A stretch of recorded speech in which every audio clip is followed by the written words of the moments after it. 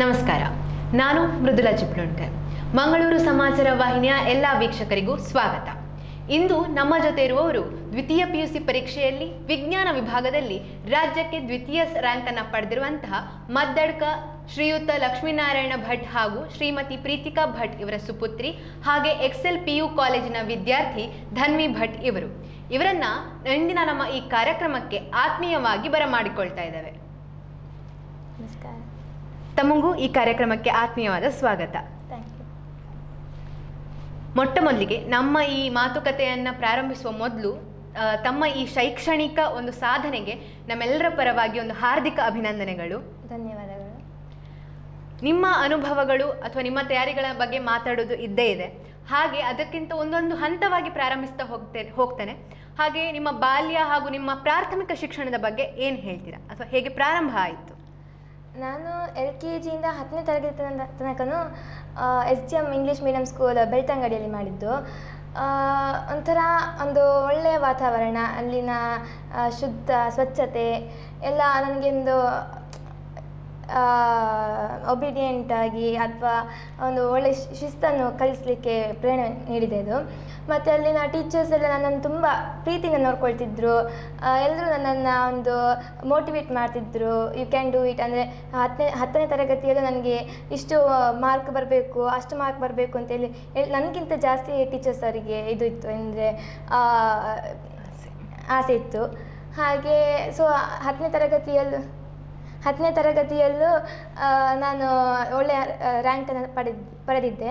ಈಗ ಸೆಕೆಂಡ್ PUCಯಲ್ಲೂ ಹೀಗೆ ಒಳ್ಳೆಯ ರ್ಯಾಂಕನ್ನು ಪಡೆದಿದ್ದೀನಿ. ನೀವು ಹೇಳ್ತಾ ಇದ್ರೆ ತುಂಬ ಖುಷಿ ಆಗ್ತದೆ. ಅದೇ ರೀತಿಯಾಗಿ ಒಂದು ಶೈಕ್ಷಣಿಕ ವಿದ್ಯಾರ್ಥಿಯಾಗಿ ಅದರ ಜೊತೆ ನಿಮ್ಗೆ ಯಾವುದಾದ್ರೂ ಹವ್ಯಾಸಗಳಿತ್ತು, ಅಥವಾ ಹಾಡುವಂಥದ್ದು ಅಥವಾ ನೃತ್ಯ, ಆ ರೀತಿ ಯಾವುದಾದ್ರು ಹವ್ಯಾಸಗಳಿತ್ತ? ಇತ್ತು. ನನಗೆ ಡ್ಯಾನ್ಸ್ ಮಾಡೋದು ಮತ್ತು ಡ್ರಾಯಿಂಗ್ ಈ ಥರ ಹವ್ಯಾಸ ಇತ್ತು. ನಾನು ಹೀಗೆ ಅದೇ ಪ್ರತಿಭಾ ಕಾರಂಜಿ ಟೈಮಲ್ಲೆಲ್ಲ ಡ್ಯಾನ್ಸ್ ಮಾಡ್ತಿದ್ದೆ, ಡ್ರಾಯಿಂಗಿಗೆ ಹೋಗ್ತಿದ್ದೆ. ಇದು ಜಿಲ್ಲಾ ಮಟ್ಟದಲ್ಲಿ ಡ್ರಾಯಿಂಗಲ್ಲಿ ಫಸ್ಟ್ ಪ್ರೈಸ್ ಬಂದಿತ್ತು ನನಗೆ. ಹೀಗೆ ಫೋಕ್ ಡ್ಯಾನ್ಸ್ಗೆಲ್ಲ ಪ್ರತಿಭಾ ಕಾರಂಜಿಯಲ್ಲಿ ನಾನು ಗ್ರೂಪ್ ಡ್ಯಾನ್ಸಲ್ಲಿ ಪಾರ್ಟಿಸಿಪೇಟ್ ಮಾಡ್ತಿದ್ದೆ. ತುಂಬ ಒಂಥರ ಖುಷಿಯ ವಿಚಾರ. ಅಂದರೆ ಕೇವಲ ಒಂದು ಶೈಕ್ಷಣಿಕ ಅಂತ ಅಲ್ಲ, ಓವರ್ ಆಲ್ ಆಗಿ ಕರಿಕ್ಯುಲರ್ ಆಕ್ಟಿವಿಟೀಸ್ಗಳಲ್ಲೂ ಕೂಡ ನೀವು ಅಷ್ಟೇ ಉತ್ಸಾಹದಿಂದ ಭಾಗವಹಿಸ್ತಿದ್ರಿ ಅನ್ನುವಂಥದ್ದು ಕೂಡ ಎಲ್ರಿಗೂ ಖುಷಿ ಕೊಡುವಂತಹ ವಿಚಾರವೇ ಸರಿ. ಅದೇ ರೀತಿ ನೀವು ಪ್ರೌಢ ಶಿಕ್ಷಣದ ಬಗ್ಗೆ ಮೊದಲೇ ಹೇಳಿದ್ರಿ, ಅಂದರೆ ನಾನು 10th ತನಕ ನಾನು SDM ಬೆಳ್ತಂಗಡಿಯಲ್ಲೇ ಮಾಡಿದೆ ಅಂತ ಹೇಳಿ. ಅಲ್ಲಿ ಕೂಡ ನೀವು ಹೇಳಿದ್ರಿ, ಅಂದರೆ ನನಗಿಂತ ನನ್ನ ಶಿಕ್ಷಕರಿಗೆ ತುಂಬ ಆಸೆ ಇತ್ತು, ಅಂದರೆ ತುಂಬ ಒಳ್ಳೆಯ ಮಾರ್ಕ್ಸ್ ಬರಬೇಕು ಅಂತ ಹೇಳಿ. ಅಲ್ಲಿ ನಿಮ್ಮ ಸಾಧನೆ ಏನಿತ್ತು, ಅಥವಾ ಎಷ್ಟು ಮಾರ್ಕ್ಸ್ ಬಂದಿತ್ತು ಅನ್ನುವಂಥದ್ದನ್ನು ನಮ್ಮ ವೀಕ್ಷಕರಿಗೆ ಹೇಳ್ಬೋದಾ? ನನಗೆ SSLCಯಲ್ಲಿ 625ಗೆ 623 ಬಂದಿತ್ತು. ಇದರಲ್ಲೂ ಟೀಚರ್ಸ್ನವ್ರದ್ದೇ ಮುಖ್ಯ ಪಾತ್ರ. ಅವರು ನೀಡಿದ ಶಿಕ್ಷಣ ಆಗಲಿ, ಅವರು ನೀಡಿದ ಮೋಟಿವೇಶನ್ ಆಗಲಿ ನನಗೆ ಇಷ್ಟು ಮಾರ್ಕ್ಸ್ ಬರಲಿಕ್ಕೆ ಸಹಕಾರ ಮಾಡಿತು. ನಮ್ಮದು HM ಹೇಮಲತಾ ಮ್ಯಾಮ್ ಅಂತ ಅವರು ತುಂಬ ನನ್ನ ಮೇಲೆ ಆಸೆ ಇಟ್ಕೊಂಡಿದ್ರು, ಇಷ್ಟು ಮಾರ್ಕ್ ಬರಬೇಕಿತ್ತು, ಇಷ್ಟು ಮಾರ್ಕ್ ಬರಬೇಕು ಅಂತೇಳಿ. ಹಾಗೆ ಅವರಿಂದಲೇ ನನಗೆ ಮಾರ್ಕ್ ಬಂದದ್ದು. ಮತ್ತು ಮನೆಯಲ್ಲೂ ಸಹ ತುಂಬ ಮೋಟಿವೇಟ್ ಮಾಡ್ತಿದ್ರು, ಅಪ್ಪ ಆಗಲಿ ಅಮ್ಮ ಆಗಲಿ. ಹಾಗೆ ಸಾಧ್ಯ ಆಯಿತು. ಇನ್ನು ಒಂದು ಪ್ರೌಢ ಶಿಕ್ಷಣವನ್ನು ಮುಗಿಸಿದ ನಂತರ ಎಲ್ಲ ಮಕ್ಕಳಿಗಿರುವಂಥದ್ದು ನೆಕ್ಸ್ಟ್ ನಾನು PUCಯಲ್ಲಿ ಏನು ತಗೊಳ್ಳಿ ಅಂತ ಹೇಳಿ. ಅಂದರೆ ಪ್ರತಿಯೊಬ್ಬರಿಗೆ ಬೇರೆ ಬೇರೆ ಒಂದು ಹಾದಿಯನ್ನು ಅವರು ತಗೊಳ್ತಾರೆ. ಹಾಗೆ ನೀವು ಆಯ್ಕೆ ಮಾಡಿದ್ದು ವಿಜ್ಞಾನ ವಿಭಾಗ. ಯಾಕೆ ಅಂತ ಕೆಲವರಿಗೆ ಏನಾಗುತ್ತೆ ಅಂತ ಹೇಳಿದ್ರೆ, ವಿಜ್ಞಾನ ಅಂತ ಹೇಳಿದ್ರೆ ಸ್ವಲ್ಪ ಕಷ್ಟ ಅನ್ನುವಂಥ ಎಲ್ರಿಗೂ ಒಂದು ಸ್ವಲ್ಪ ನಂಬಿಕೆ ಇದೆ. ಆದರೆ ನೀವು ವಿಜ್ಞಾನ ವಿಭಾಗವನ್ನು ಆಯ್ಕೆ ಮಾಡಿಕೊಂಡ್ರಿ. ಸೊ ಯಾಕೆ, ಅಥವಾ ನಿಮಗೆ ಯಾವುದಾದ್ರೂ ಮುಂದಿನ ನಿಮಗೆ ಯಾವುದಾದ್ರೂ ಒಂದು ಆಗಬೇಕು ಅಥವಾ ಈ ವಿಜ್ಞಾನ ವಿಭಾಗದಲ್ಲಿ ಮುಂದುವರಿಬೇಕು ಅನ್ನುವಂಥ ಆಸೆ ಇತ್ತಾ ಅಂತ? ಹೌದು. ನನಗೆ ವಿಜ್ಞಾನ ತಗೊಳ್ಬೇಕು ಅಂತೇಳಿ ನನಗೆ ಈಗ ಮುಂದಿನ ಇದು ನೆಕ್ಸ್ಟ್ ಏನು ಮಾಡಬೇಕು ಅಂತೇಳಿ ಗೊತ್ತಿದ್ದ ಕಾರಣ ನಾನು ವಿಜ್ಞಾನದಿಂದ ನನಗೆ ಅದು ಮಾಡ್ಬೋದು ಅಂತೇಳಿ ಗೊತ್ತಿತ್ತು. ಹಾಗೆ ನಾನು ವಿಜ್ಞಾನ ತಗೊಂಡದ್ದು. ಮತ್ತು ಅದು ಕಷ್ಟ ಅಂತೇನಿಲ್ಲ, ಎಲ್ಲ ಹೋಲಿಸಿದರೆ ಮೂರಕ್ಕೂ ಸೈನ್ಸ್, ಕಾಮರ್ಸ್, ಆರ್ಟ್ಸ್ ಒಂದೇ ಥರ ಅಂದ್ಕೊಳ್ತೀನಿ. ಅವರವರ ಇದಕ್ಕೆ ಅವರವರ ಕಷ್ಟ ಅಥವಾ ಟಫ್, ಡಿಫಿಕಲ್ಟಿ, ಈಸಿ ಅದು ಇರ್ತದೆ. ಸೊ ಸೈನ್ಸ್ ಏನು ಕಷ್ಟ ಅಂತ ಆಗಲಿಲ್ಲ ನನಗೆ ಇಲ್ಲಿ ತನಕ. ಹಾಗೆ ನೀವು ಅಂದರೆ ಈಗ ಪ್ರತಿಯೊಬ್ಬರು ವಿದ್ಯಾರ್ಥಿಗಳು ಓದುವ ರೀತಿ ಬೇರೆ ಬೇರೆ ಆಗಿರ್ತದೆ. ಅದು ನೀವು ನಿಮ್ಮ ಸ್ಟಡಿ ಪ್ಲ್ಯಾನ್ ಅನ್ನುವಂಥದ್ದು ಏನಾದರೂ ಹಾಕ್ಕೊಂಡಿದ್ರಾ? ಇಷ್ಟು ಗಂಟೆ ಓದಬೇಕು ಅಥವಾ ಈ ರೀತಿಯಾಗಿ ಓದಬೇಕು ಅನ್ನುವಂಥದ್ದು? ಅಷ್ಟೊಂದು ಇರಲಿಲ್ಲ. ಓದ್ತಿದ್ದೆ ಮನೆಯಲ್ಲಿ ಕುತ್ಕೊಂಡು ಓದುವ ಕಾರಣ ನಮಗೆ ನಮ್ಮ ಕಾಲೇಜಲ್ಲಿ ಹಾಸ್ಟೆಲ್ ಅಲ್ಲಿ ಅವರು ಸ್ಟಡಿ ಅವ್ರಿಗೆ ಇರ್ತಿತ್ತು. ಸೊ ಹೇಳ್ತಿದ್ರು, ಬಟ್ ನಾವು ಅದನ್ನು ಫಾಲೋ ಮಾಡ್ತಿರ್ಲಿಲ್ಲ. ಬಟ್ ಒಂದು ಟೈಮ್ ಹಾಕಿ ಒಂದು ಓದ್ತಿದ್ದೆ, ಪ್ಲ್ಯಾನಿಂಗ್ ಅಂತಲೇ ಇರಲಿಲ್ಲ ಅಷ್ಟು. ಈಗ ವಿದ್ಯಾರ್ಥಿಗಳಲ್ಲಿ ಈಗ ಹೆಚ್ಚಿನಾಗಿ ನೋಡೋದಾದ್ರೆ ಸ್ಟ್ರೆಸ್ ಅನ್ನೋದೊಂದು ಮುಖ್ಯ ಕಾರಣ ಅಂತಲೇ ಹೇಳ್ಬೋದು. ಯಾಕಂತ ಹೇಳಿದ್ರೆ ಪ್ರತಿಯೊಬ್ಬರು ವಿದ್ಯಾರ್ಥಿಗೆ ಸ್ಟ್ರೆಸ್ ಆಗ್ತದೆ ಅನ್ನುವಂಥದ್ದು ನಾವು ತುಂಬ ಕಡೆ ಕೇಳ್ತೇವೆ. ಆಗ ನಿಮಗೆ ಆ ರೀತಿ ಯಾವಾಗ ಥರದ್ದು ಅನುಭವ ಆಗಿದೆಯಾ, ಅಥವಾ ಅನುಭವ ಆಗಿದ್ರೆ ನೀವು ಅದಕ್ಕೆ ಏನು ಪರಿಹಾರ ಕಂಡುಕೊಳ್ತಾ ಇದ್ರಿ? ಇಲ್ಲ, ಸ್ಟ್ರೆಸ್ ಅಂತೇನೂ ಆಗಲಿಲ್ಲ. ಅಂದರೆ ಮನೆಯಲ್ಲಿ ಎಲ್ಲರೂ ಕಂಫರ್ಟ್ ಫೀಲ್ ಕೊಡ್ತಿದ್ರು. ಸೊ ಆ ಸ್ಟ್ರೆಸ್ ಅಂತ ಹೇಳೋ ಫೀಲೇ ಬರಲಿಲ್ಲ ಅನಿಸುತ್ತೆ 2 ಇಯರ್ಸಲ್ಲಿ.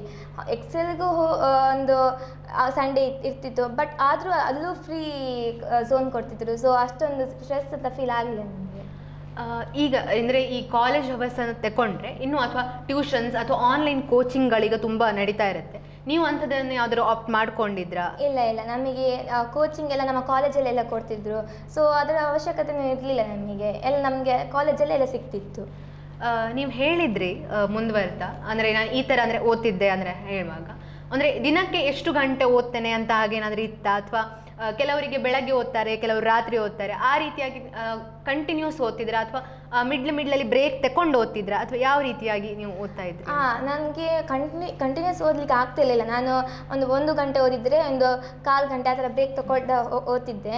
ಮತ್ತು ನನಗೆ ಮಾರ್ನಿಂಗ್ ಆ್ಯಕ್ಚುಲಿ ಟೈಮ್ ಅಂದರೆ ಮಾರ್ನಿಂಗ್ ಎದ್ದು ಓದಲಿಕ್ಕೆ. ಬಟ್ ನನಗೆ ಮಾರ್ನಿಂಗ್ ಎದ್ದು ಓದಲಿಕ್ಕೆ ಸ್ವಲ್ಪ ನಿದ್ದೆ ಬರ್ತಿತ್ತು. ಅಮ್ಮ ನಾನು ಎಬ್ಬಿಸಬೇಕು, ಅಮ್ಮ ನನ್ನ ಒಟ್ಟಿಗೆ ಕೂತ್ಕೊಳ್ತಿದ್ರು. ನಾನು ಓದ್ತಿದ್ದೆ ಮಾರ್ನಿಂಗ್, ಬಟ್ ಮ್ಯಾಕ್ಸಿಮಮ್ ಆಗಿ ನಾನು ನೈಟೇ ಓದಲಿಕ್ಕೆ ಟ್ರೈ ಮಾಡ್ತಿದ್ದೆ. ಬಟ್ ಒಮ್ಮೊಮ್ಮೆ ಎಕ್ಸಾಮ್ ಟೈಮಲ್ಲಿ ಮಾರ್ನಿಂಗ್ ಸಹ ಓದಬೇಕಾಗ್ತಿತ್ತು. ಸೊ ಮಾರ್ನಿಂಗ್ ಅಮ್ಮನೊಟ್ಟಿಗೆ ಕೂತ್ಕೊಂಡು ಓದ್ತಿದ್ದೆ. ಕೆಲವೊಂದು ಸತಿ ಯಾವುದಾದ್ರು ಒಂದು ವಿಷಯ, ಅಂದರೆ ಪ್ರತಿಯೊಬ್ಬರಿಗೂ ಒಂದೊಂದು ಇಷ್ಟ ಇದ್ದರೂ ಕೂಡ ಒಂದು ವಿಷಯ ಆದರೂ ಸ್ವಲ್ಪ ಕಷ್ಟ ಅಂತ ಅನಿಸುತ್ತೆ. ಕೆಲವರಿಗೆ ಮ್ಯಾಥ್ಸ್ ಇರ್ಬೋದು, ಅಥವಾ ಕೆಲವರಿಗೆ ಕೆಮಿಸ್ಟ್ರಿ, ಆ ರೀತಿಯಾಗಿ ಕಷ್ಟ ಅನಿಸುತ್ತೆ.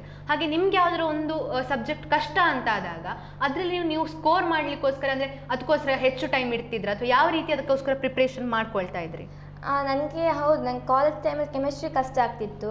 ಬಟ್ ನಮಗೆ ಕಾಲೇಜಲ್ಲಿ ನಮ್ಮದು ಚೇರ್ಮ್ಯಾನ್ ನನಗೆ ಒಂದು ಎಕ್ಸ್ಟ್ರಾ, ಅಂದರೆ ಲೆಕ್ಚರನ್ನು ನಿಮಗೆ ಇವ್ರ ಹತ್ರ ಡೌಟ್ಸ್ ಏನಾದರೂ ಇದ್ದರೆ ಕೇಳು, ಇದು ಏನಾದರೂ ನಿಮಗೆ ಎಕ್ಸಾಮಲ್ಲಿ ಹೇಗೆ ಬರೀಬೇಕು ಅಂತಿದ್ದರೆ ಅವರು ನನಗೆ ಆ ಲೆಕ್ಚರ್ಸ್ ನನಗೆ ಎಲ್ಲ ಕೆಮಿಸ್ಟ್ರಿ ಲೆಕ್ಚರ್ ಎಲ್ಲರೂ ಹೇಗೆ ಬರೀಬೇಕು, ಹೇಗೆ ಸ್ಟಾರ್ಟ್ ಮಾಡಬೇಕು ಕ್ವಶನನ್ನು, ಅದಕ್ಕೆ ಯಾವ ಥರ ಆನ್ಸರ್ಸ್ ಎಲ್ಲ ಬೇಕು ಅಂತೆಲ್ಲ ಹೇಳಿಕೊಡ್ತಿದ್ರು. ಸೊ ಕೆಮಿಸ್ಟ್ರಿ ಮತ್ತೆ ಹೋಗ್ತಾ ಎಕ್ಸಾಮ್ ಟೈಮ್ ಬರುವಾಗ ನನಗೆಲ್ಲ ತಿಳಿತಾ ಬಂದ ಕಾರಣ ಸ್ವಲ್ಪ ಈಸಿ ಆಗ್ತಿತ್ತು. ಸೊ ಇದಕ್ಕೆಲ್ಲ ನನಗೆ ಚೇರ್ಮನ್ ಸುಮನ್ ಸರ್ ತುಂಬ ಹೆಲ್ಪ್ ಮಾಡ್ತಿದ್ರು. ಎಕ್ಸಾಮನ್ನು ಹೇಗೆ ಬರೀಬೇಕು ಅಂತೇಳಿ ಮೋಟಿವೇಟ್ ಮಾಡ್ತಿದ್ರು, ಮತ್ತು ಈ ಥರ ಸಾಧಿಸಬೇಕು ಅಂತೆಲ್ಲ ಮೋಟಿವೇಶನ್ ಕೊಡ್ತಿದ್ರು.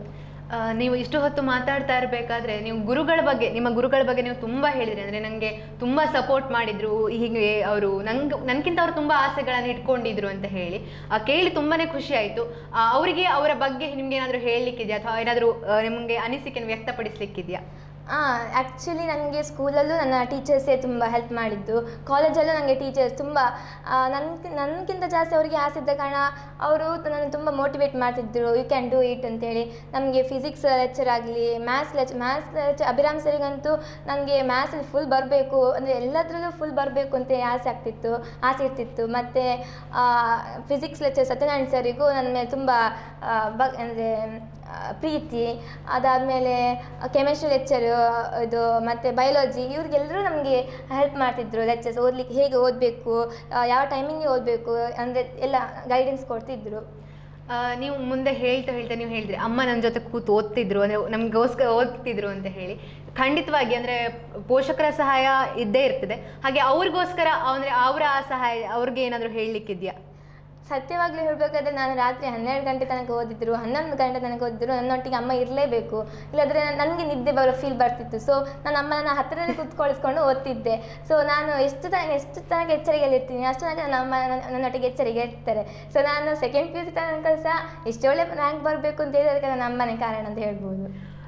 ಮತ್ತೆ ಆಗ ಮಾತಾಡ್ತಿರ್ಬೇಕಾದ್ರೆ ನಿಮ್ಮ ತಮ್ಮ ಕೂಡ ಈಗ ನೆಕ್ಸ್ಟ್ 10th ಮುಗಿಸಿ ಈಗ ಸೈನ್ಸ್ ತಗೊಂಡಿದ್ದಾರೆ ಅಂತ ಕೇಳ್ಪಟ್ಟೆ. ಹಾಗಾಗಿ ಅವ್ರಿಗೇನಾದರೂ ಕಿವಿ ಮಾತಿದೆಯಾ ನಿಮ್ಮ ಕಡೆಯಿಂದ? ಕಿವಿ ಮಾತೇನಿಲ್ಲ, ಓದ್ತಾನೆ ಅವನು ಸಹ. ಆದರೂ ಹುಡುಗರಲ್ವಾ, ಅವರದ್ದು ನಮ್ಮ ಥರ ಅಂದರೆ ಇದಿಟ್ಕೊಂಡು ಕಾನ್ಫಿಡೆಂಟಾಗಿ ಓದಲಿಕ್ಕೆ ಆಗೋದಿಲ್ಲ ಅವರಿಗೆ. ಮತ್ತು ಇದು ಸಹ ಕಂಟಿನ್ಯೂಟಿ ಅಂತೇನು ಇರೋದಿಲ್ಲ, ಅವಾಗ ಆಟ ಆಡ್ಕೊಂಡೆಲ್ಲ ಓದ್ತಿರ್ತಾರೆ.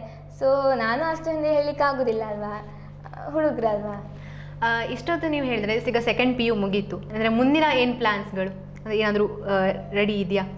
ಇಲ್ಲ, ರೆಡಿ ಅಂತ ಸದ್ಯಕ್ಕಿಲ್ಲ. ಇನ್ನು ನೋಡಬೇಕು, ಇಂಜಿನಿಯರಿಂಗ್ ಮಾಡೋದು ಅಂತ ಉಂಟು. ಈಗ ಕಾಲೇಜಸ್ ಎಲ್ಲ ಹುಡುಕ್ತುಂಟು. ಸೊ ಸಿಕ್ಕಿದೆ ಕಾಲೇಜ್, ಬಟ್ ಅದು ಟ್ರಾವೆಲಿಂಗ್ ಎಲ್ಲ ಪ್ರಾಬ್ಲಮ್ ಇಲ್ಲ, ನೋಡ್ಕೊಂಡು ಗೆಸ್ ಮಾಡಿ ಈಗ ನೋಡಬೇಕು.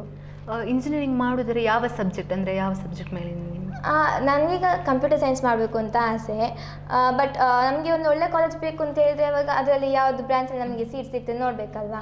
ಸೊ ಕಂಪ್ಯೂಟರ್ ಸೈನ್ಸ್ ಮಾಡಬೇಕು ಅಂತ ಇರುವ ಆಸೆಯನ್ನು ನೋಡಬೇಕು, ಈಗ ಅದು ಆಗುತ್ತಾ ಇಲ್ವಾ ಅಂತೇಳಿ.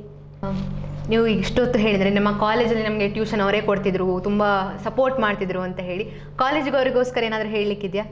ಹಾಂ, ನಾನು ಎಕ್ಸೆಲ್ ಪಿ ಯು ಕಾಲೇಜ್ಗೆ ಥ್ಯಾಂಕ್ ಯು ಹೇಳಲಿಕ್ಕೆ ಇಷ್ಟಪಡ್ತೀನಿ. ನನಗೊಂದು ಇಷ್ಟು ಮಾರ್ಕ್ ತೆಗಿಬೇಕಂದ್ರೆ ಎಲ್ಲರಿಗೂ ನಿನಗೆ ಇಷ್ಟು ಮಾರ್ಕ್ ಬರಬೇಕು, ಎಷ್ಟು ಸಾಧಿಸ್ತೀಯ ನೀನು ಅಂತ ಹೇಳಿಕೊಟ್ಟ ಕಾರಣ, ನನ್ನ ಮೇಲೆ ಅಷ್ಟು ನಂಬಿಕೆ ಇಟ್ಟ ಕಾರಣ ನನಗೆ ಬಂತು ಅಂತ ಹೇಳಲಿಕ್ಕೆ ಇಷ್ಟಪಡ್ತೀನಿ. ಸೊ ನನಗೆ ಎಲ್ಲರಿಗೂ ಶ್ರೀನಿಧಿ ಸರ್ ಆಗಲಿ, ಅಲ್ಲಿ ಇರುವ ದಿಶಾ ಮ್ಯಾಮ್ ಆಗಲಿ, ಸಹನಾ ಮ್ಯಾಮ್ ಆಗಲಿ, ಸುಮನ್ ಸರ್ ಅಂತ ತುಂಬ ಆಸೆ ಇಟ್ಕೊಂಡಿದ್ರು ನನ್ನ ಮೇಲೆ. ಸೊ ಎಲ್ಲರಿಗೂ ನಾನು ಥ್ಯಾಂಕ್ಸ್ ಹೇಳಬೇಕು ಅಂತ ಇಷ್ಟಪಡ್ತೀನಿ.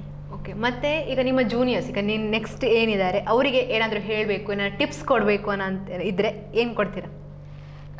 ಟಿಪ್ಸ್ ಅಂದರೆ ಅದೇ ಸೈನ್ಸ್ ತೊಗೊಂಡಾದ್ಮೇಲೆ ಓದಬೇಕು. ಇಂದು ಸೈನ್ಸ್ ತೊಗೊಂಡಿದ್ದೀವಿ ಅಂತ ಹೇಳಿದ ಕಾರಣಕ್ಕಾದರೂ ನಾವು ಒಂದು ಸಾಧನೆ ಮಾಡಬೇಕು ಆ ಫೀಲ್ಡಲ್ಲಿ.